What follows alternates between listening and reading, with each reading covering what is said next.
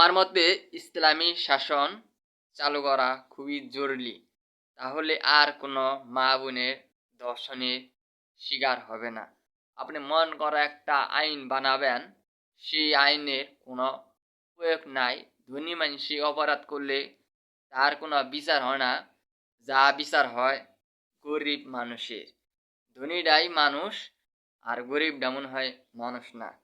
এমন একটি আইন আপনি বানাবেন, সেখানে সবাই সমান থাকবে। কে ধনী, কে হিন্দু, কে বৌদ্ধ, কে খ্রিস্টান, এরকম দেখা যাবে না।